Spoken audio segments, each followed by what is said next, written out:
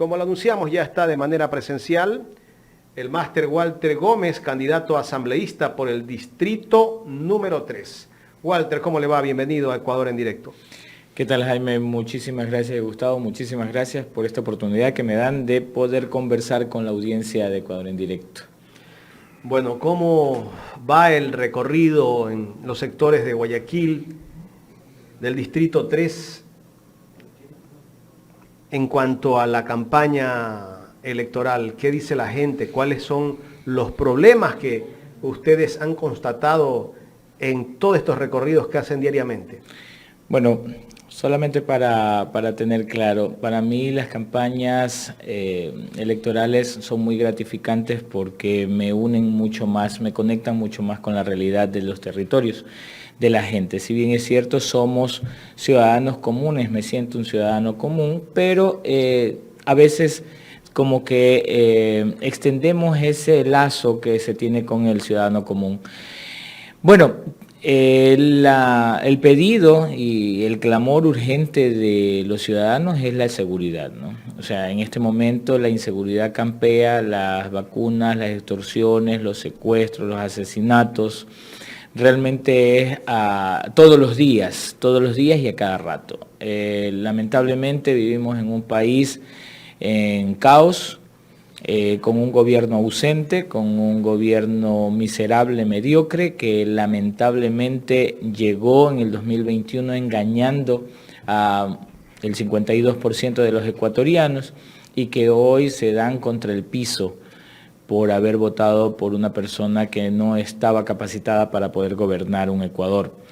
Y mucho más cuando nos damos cuenta de que ha sido uno de los gobiernos más corruptos que ha tenido la historia democrática del Ecuador.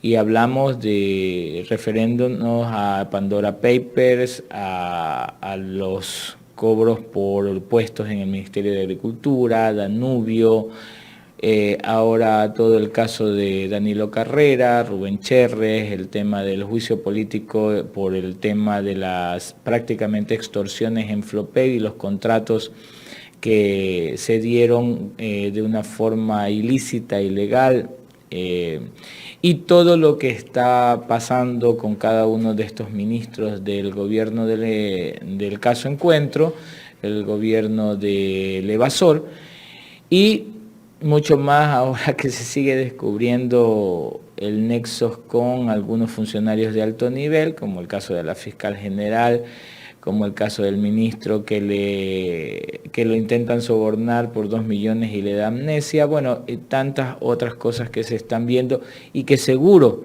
que después de que empiece la Asamblea Nacional nuevamente se verán nuevos casos de corrupción de este gobierno. Muy bien. Walter, buenos días.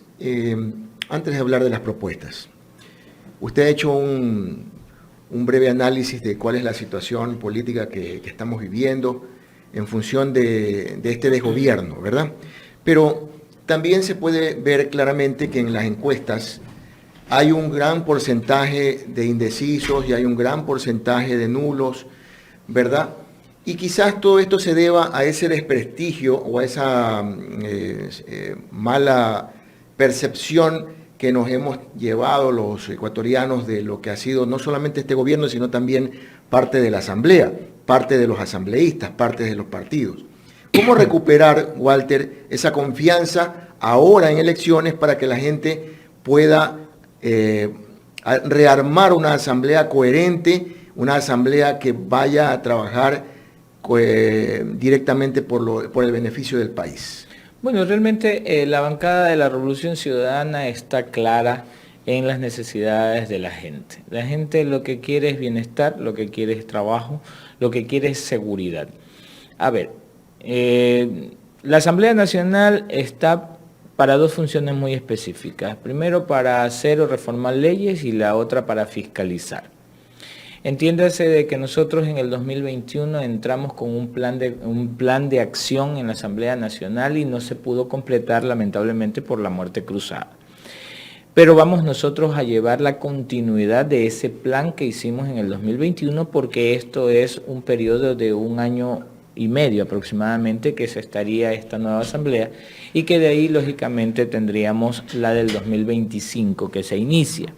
Nosotros vamos a continuar ese trabajo que emprendimos en el 2021, vamos a darle seguridad a la gente a través de reformas que se puedan dar, a pesar de que nuestro discurso es que la seguridad no pasa por la Asamblea Nacional, pasa por el Ejecutivo. El Ejecutivo es el que no ha tenido un verdadero plan de seguridad, no se ha plasmado en política pública, se han dado muchas disculpas o muchas acciones que no se han desarrollado.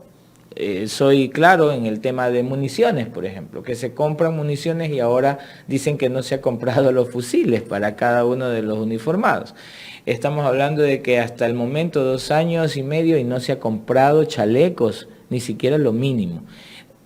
Culpan al Cercov y el Cercov es parte de ellos. O sea, estamos hablando de... después salen con que $2 millones se intentó sobornar al ministro para que salga el contrato y a las finales sí sale el contrato.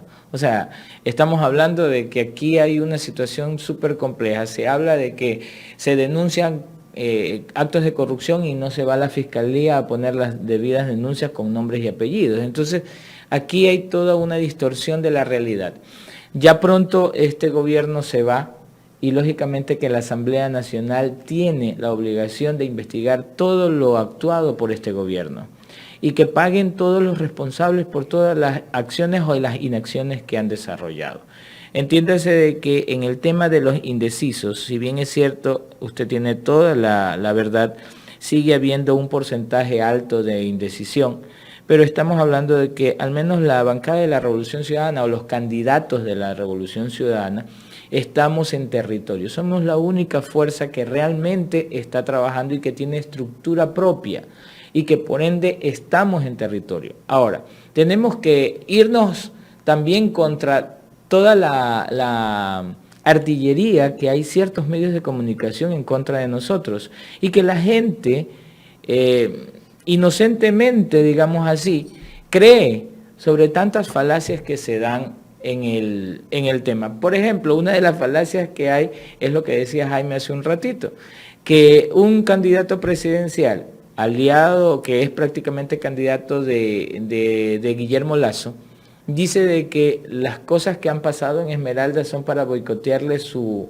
campaña en Esmeralda. Eso me parece ilógico. Si Esmeraldas en este momento es la ciudad más peligrosa del Ecuador y le sigue Guayaquil, pero no es porque la gente es delincuente necesariamente, sino que es por la falta de oportunidades que este mismo gobierno en 2 años y medio no ha podido dar y que en 4 años el traidor y delincuente de Lenín Moreno también no dio las oportunidades. Es lógico que si vienen bandas criminales, bandas de narcotráfico y exigen o reclutan jóvenes, ¿qué pueden hacer si la gente quiere comer? Quiere una respuesta del gobierno y no la hay. Ok, Walter, voy a dejarle a Jaime el tema de las propuestas, pero entonces, hablando específicamente al distrito que usted representa, ahí está, si no me equivoco, San Borondón, Durán, San Borondón, Durán, Playas, las parroquias centrales urbanas de Guayaquil y las parroquias rurales. Ok.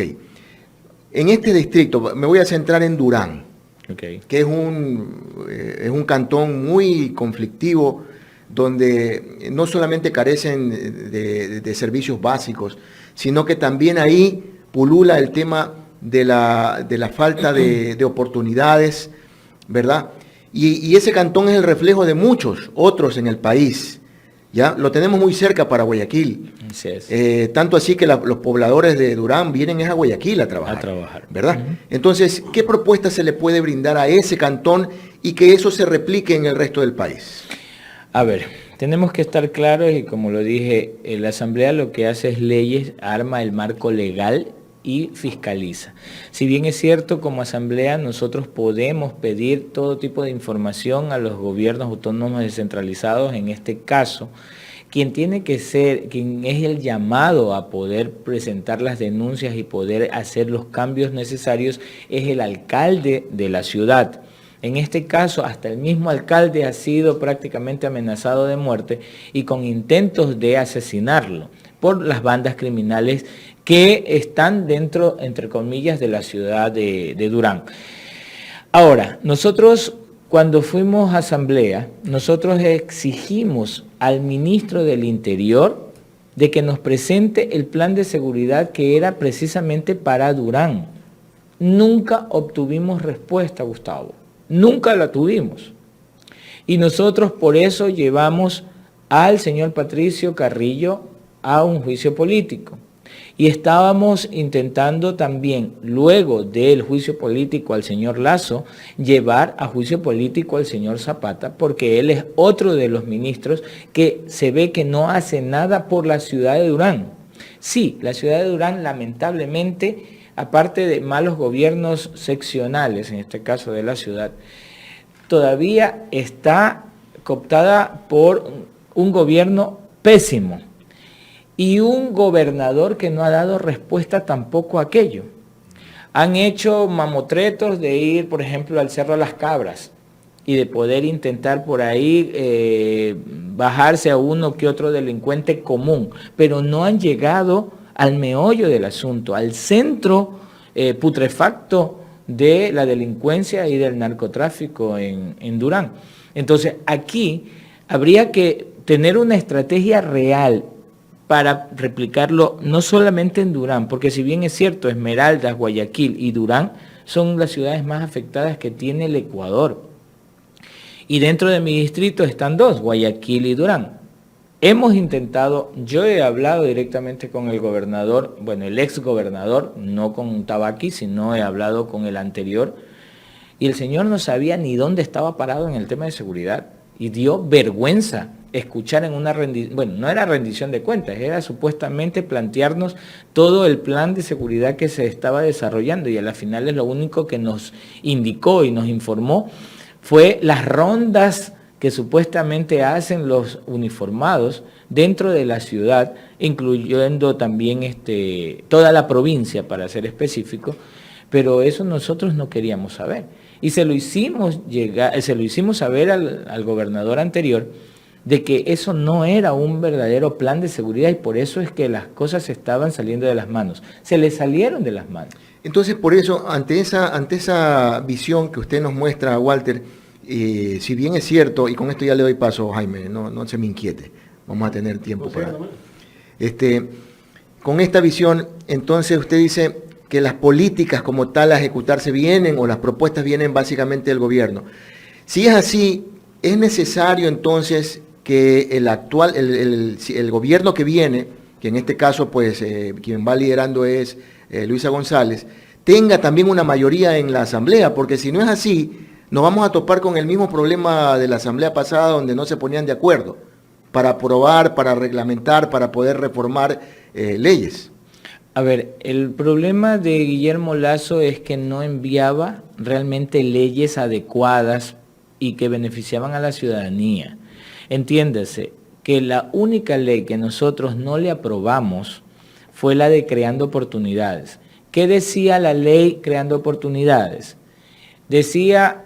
Hablaba un poco de temas, eran 4 temas que hablaban en una sola ley. Cuando está obligado, cuando es una ley urgente, se habla de un solo tema y económico. No tenía nada de económico esa ley. E inclusive hablaba sobre cambiar la ley notarial. Se puede imaginar de que, hablando de economía, él quería cambiar los notarios porque era la carne que le estaba ofreciendo a Pachacutic, pues. O sea, no, aquí el problema no pasa por las leyes, estimado Gustavo. Aquí se necesita es un verdadero plan, primero voluntad política del mandatario, luego un verdadero plan de contingente. Realmente poner la necesidad de la gente en política pública, para poder desde ahí tener programas y proyectos en cada uno de los sectores que se tiene que involucrar, que se tiene que ejercer presión.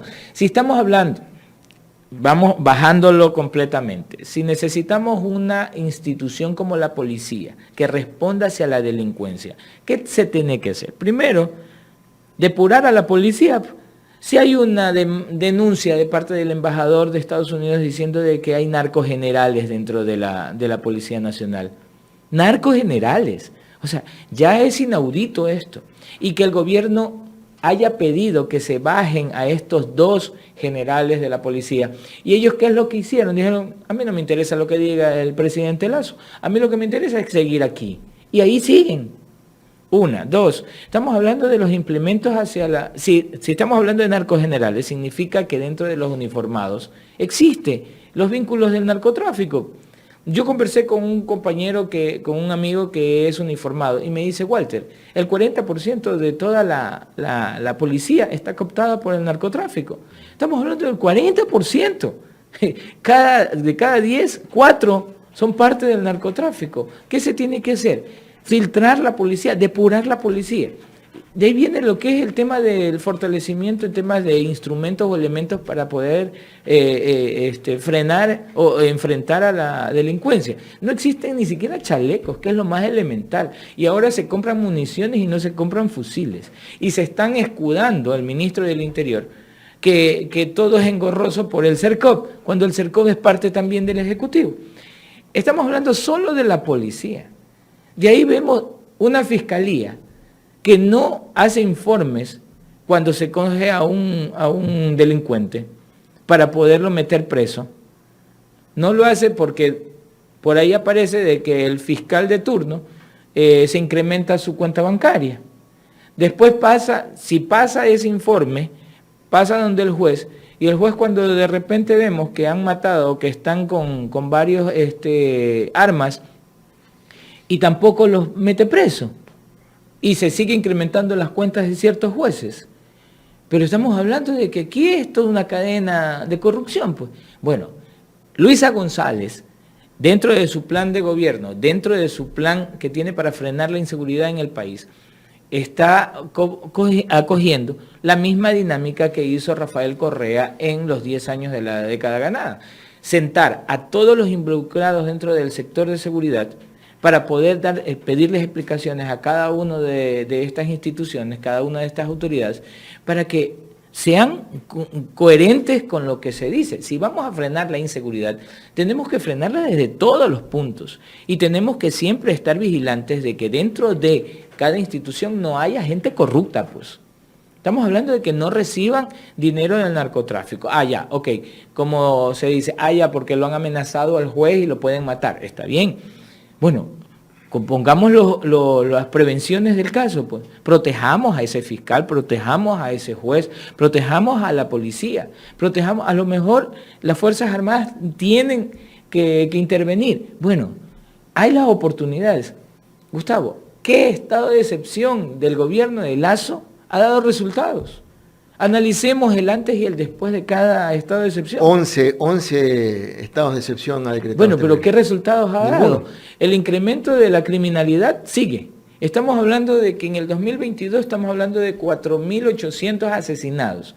Y en lo que va el semestre del 2023, estamos hablando de 3.300 y algo. Entonces, estamos hablando de que a diciembre, no se extrañe de que sea el peor año de todos los tiempos del país, pues. ¿Y quién es el que ha llevado todo este tiempo? El señor Lasso. ¿Y quién es el señor Lasso? El sobrino, tío de Danilo Carrera. ¿Y quién es Danilo Carrera en el tema con Rubén Cherres? Un aliado. ¿Y quién es Rubén Cherres? Parte del narcotráfico. Que han sido asesinados de repente. Es sospechoso, pues. Estamos hablando que es muy sospechoso. De todos modos, no podemos decir las cosas que el señor Lasso es parte de una mafia. No podemos decirlo porque eso lo tenemos que comprobar. Y eso lo vamos a comprobar en este próximo periodo de la Asamblea Nacional. Nosotros tenemos pensado de que vamos a llegar a aproximadamente 60 asambleístas en esta nueva asamblea, y podemos lograr tener 10 voluntades más de parte de los asambleístas, de los 137, y poder investigar de una manera más eficiente y llevar al banquillo de los acusados a quienes son los responsables en este momento de toda la debacle del Ecuador. Walter, ya en la recta final te hago la última pregunta en otro tema. Tú fuiste consejero de Participación Ciudadana y Control Social. Me gustaría escucharte, ¿qué opinas sobre la campaña mediática que hay en contra de 3 consejeros de Participación Ciudadana?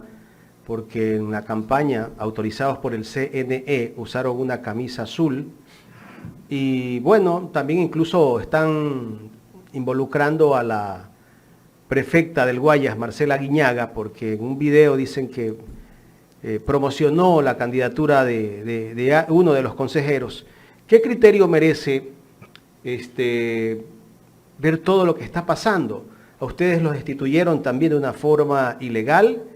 No sé si tú todavía sigas el proceso que algunos demandaron y que eso va a demorar mucho tiempo porque creo que la demanda es afuera. A ver, estamos hablando de que para poder acusar de este perdedor, como le dice Allen Berbera a este denunciante, creo que es pupilo de Don Villa, porque se alegra cuando las cosas ya están juzgadas. Partamos del hecho de que él no da pruebas de lo que dice, de la denuncia que dice. Se basa solamente en TikTok o en Twitter para poder fortalecer su denuncia, cosa que una persona profesional sabe de que eso no tiene sustento. 2, se abre algo que ya estaba cerrado dentro del proceso electoral, dentro del Tribunal Contencioso Electoral, y de forma cínica y sinvergüenza el tribunal abre esta nueva investigación. Yo creo que es todo una farsa, todo como de costumbre, persecución hacia las personas, en el caso de Marcela Guiñaga, persona de la Revolución Ciudadana, nuestra presidenta de nuestro partido. Ella es muy cauta en hacer muchas cosas, es muy respetuosa de las leyes y si bien es cierto, es nuestra presidenta de Revolución Ciudadana, ella también tiene su criterio personal. Estamos hablando de que si ella consideraba de que X, Y, Z eran los mejores consejeros, los mejores candidatos para el Consejo de Participación Ciudadana, está en su derecho de hacer su apreciación y utilizar sus redes sociales. En el caso de los compañeros Allen Berbera, el compañero Augusto Verduga, y si no me equivoco creo que está metida ahí Yadira Saltos, creo que sí. Es, ¿verdad? Entonces, nuestros 3 compañeros, nuestros 3 consejeros del Consejo de Participación Ciudadana, y me refiero hablo como ciudadano y no como parte de la Revolución Ciudadana, están en su derecho de usar lo que les dé la gana pues, para poder hacer campaña en su momento. Ahí los que tenían que haber dicho en su momento o restringido es el CNE, pero claro, ni eso, porque el CNE... Ni el CNE tampoco puede decirte cómo vistas pues, o qué digas. Pero bueno, el uso de la camisa del CNE, el CNE lo autorizó. Bueno, pero estamos hablando de que entonces no tiene nada que ver el tema, pues entonces aquí, este perdedor, este señor que se atreve a señalar, yo creo que debe consultar con su psiquiatra, ¿no? Yo creo que debería el señor, lamentablemente es un mal perdedor, él no sacó... los votos que debería ser, no llega ni siquiera a ser suplente de los suplentes de los suplentes. Entonces, yo creo que el Tribunal Contencioso Electoral tiene que ser claro, transparente, coherente con lo que dice. Debe archivar este mamotreto y este 10 de agosto debe archivar toda la denuncia de este perdedor y dejar tranquilo y trabajar a los 3 consejeros que lo están haciendo bien. Pronto tendremos un nuevo contralor, ojalá que tengamos en su momento nuevos superintendentes, porque lamentablemente siguen prorrogadas las funciones en algunos casos, y que a la compañera abogada Marcela Guiñaga la dejen trabajar tranquila, está haciendo bien el trabajo y está muy preocupada por el tema que se nos viene, el fenómeno del niño. Dejen trabajar a los funcionarios. Si hablamos y criticamos de que no hay acciones dentro de nuestras ciudades y nuestras provincias, por favor, dejen tranquilos a los funcionarios trabajar.